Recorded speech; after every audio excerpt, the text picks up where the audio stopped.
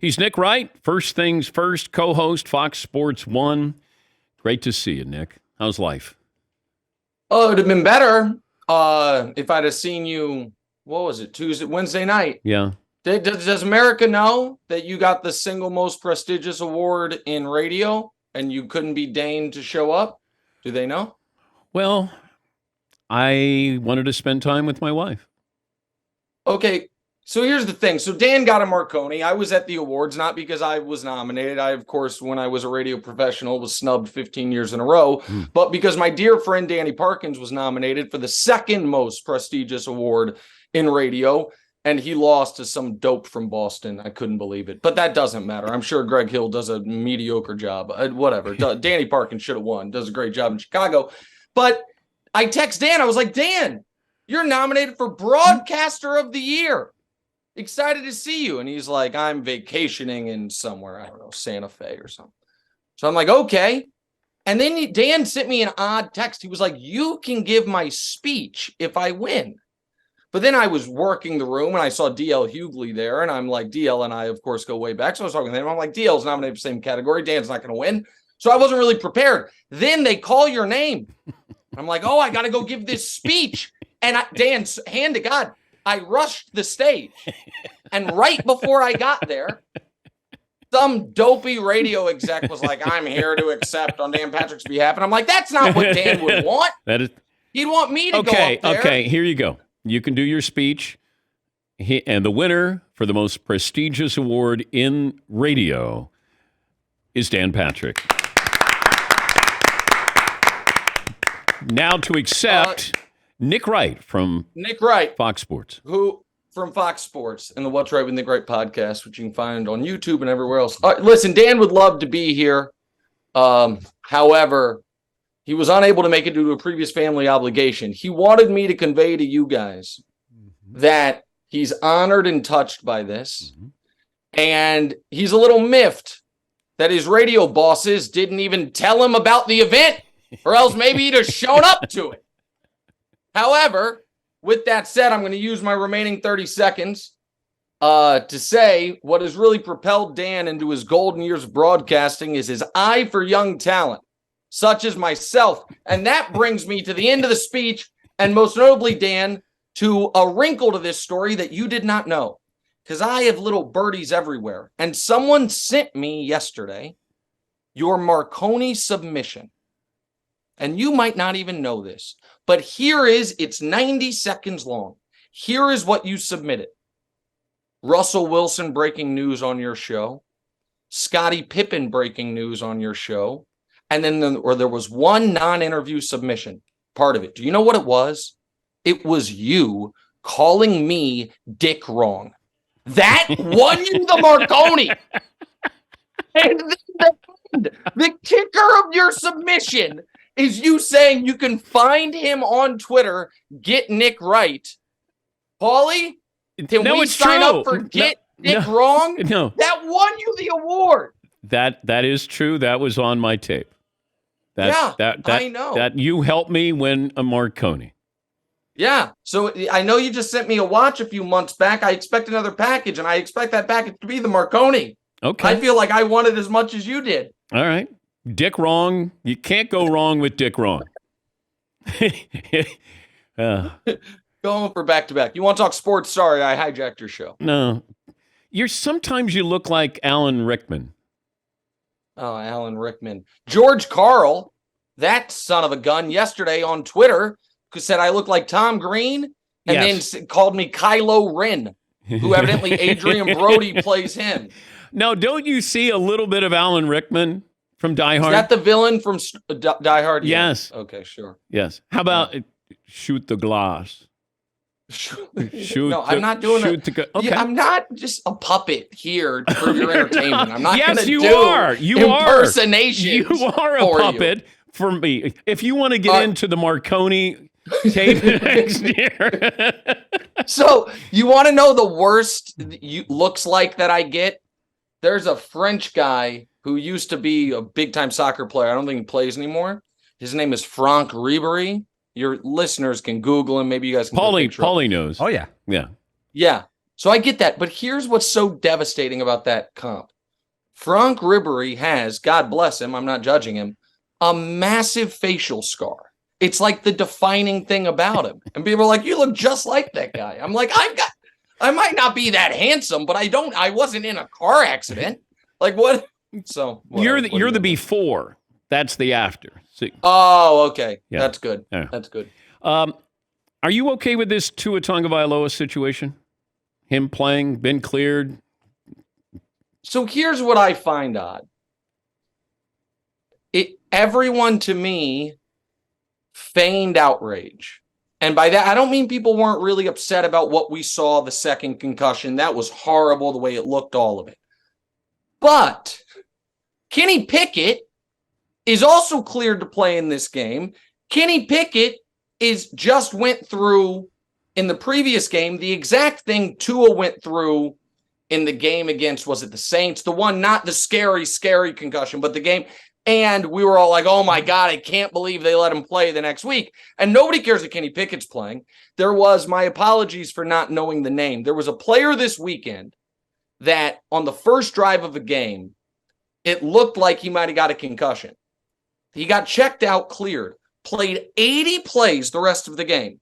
And then Monday morning showed up on the injury report in concussion protocol. So they missed it, even though they said, we're not going to miss it. So what it does seem like the long tail of the Tua thing is, we're going to have a lot of bad roughing the passer calls and not necessarily a better concussion protocol. So I don't love that. But to answer your question directly, am I okay with Tua Tagovailoa if the doctors have cleared him, making an adult decision and saying, I want to do this? Like, do I believe he should have that right? I do, but I think a lot of the commentary surrounding it has been a little disingenuous. Okay.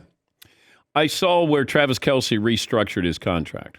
Mm-hmm. And I guess at first glance, I mean, this happens all the time, but I immediately thought with the trade deadline, maybe with OBJ out there, or I thought maybe, Christian McCaffrey, like any of these teams, if you can make a move to get somebody and you keep him away from somebody else, is there anything to Travis Kelce restructuring his deal?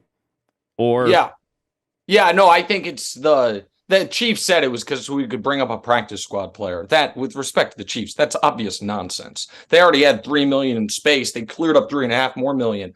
But here's a underrated storyline of the year. Okay. Not like a major storyline, but an underrated fact.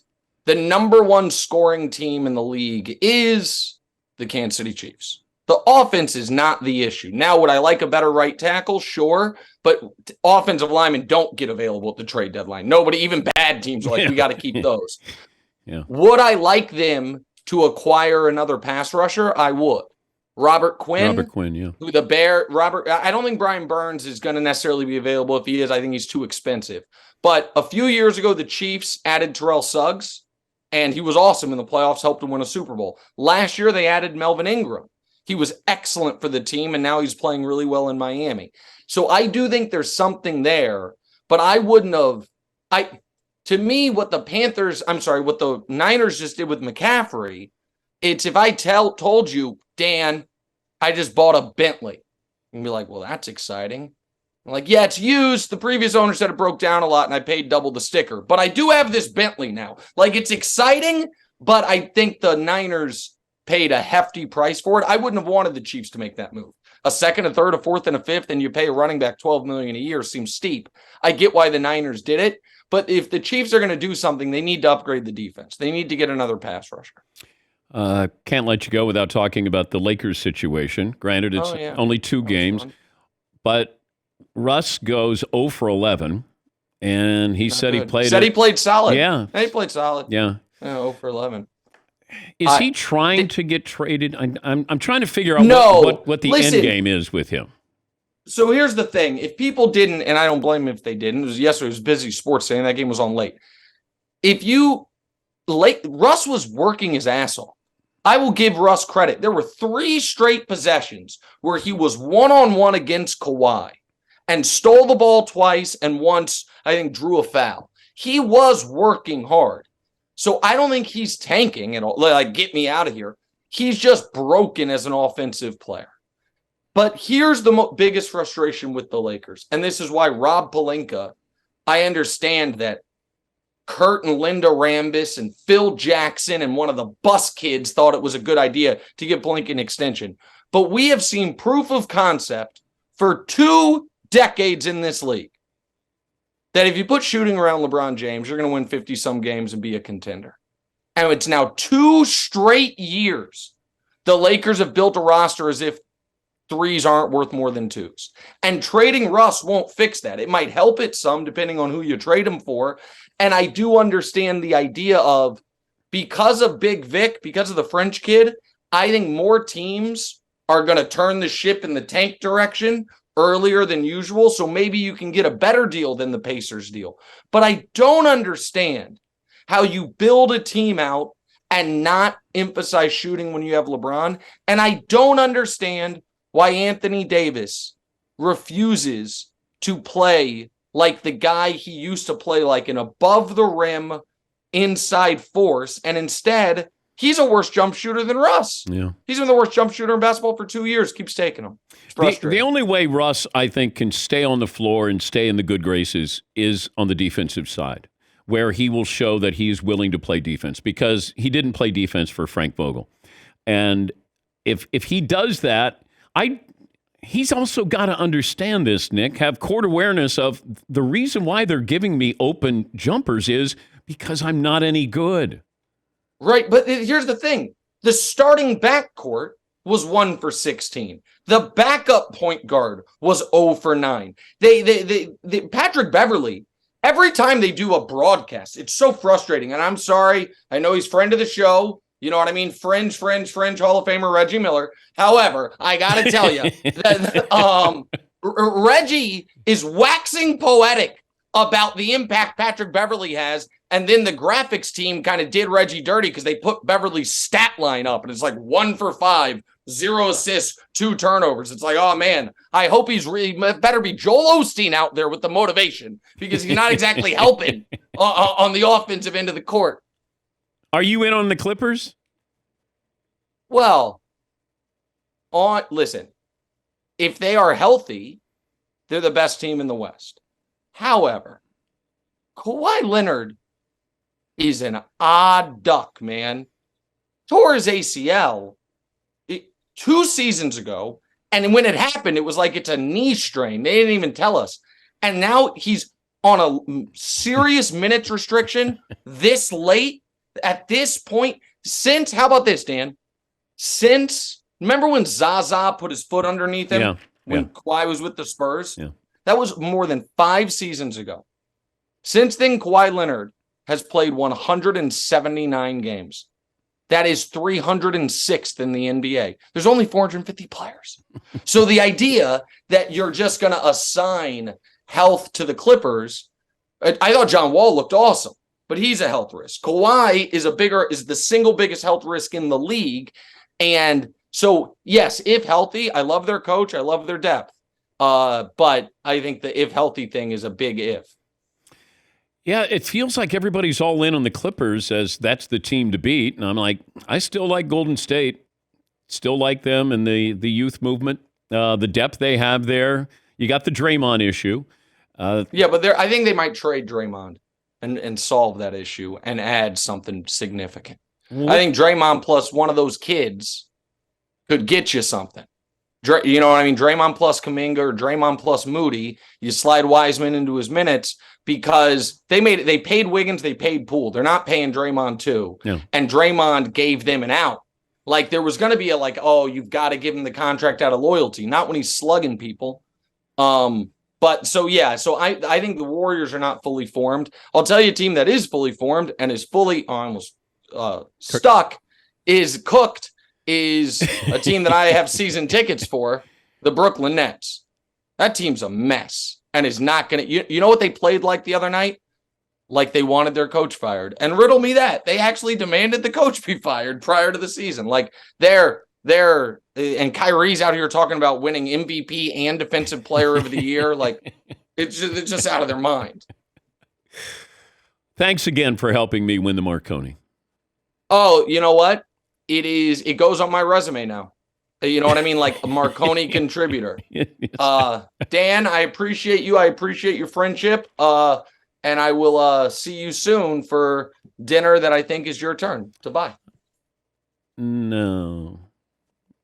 Didn't I get the last one? What do you mean? I thought I got the last one. And you got the last one, but I bought drinks at that Marconi thing. I'm sorry you never picked them up. Okay. It counts. All right. Yeah. Okay. All right. See yeah. you, buddy. All right. My best to your wife, as always. Oh, you son of What? What? Take me off the camera. Goodbye. I will deal with this off the air. What is that was rude. That was rude. I said say hello to your wife. I've met your wife. You said all the best. You said all the best, and then you said as always with a little Dan Patrick wink. Don't appreciate that. Nothing gets past me, sir. I'll talk to you next time. See ya. My best to your wife, as always.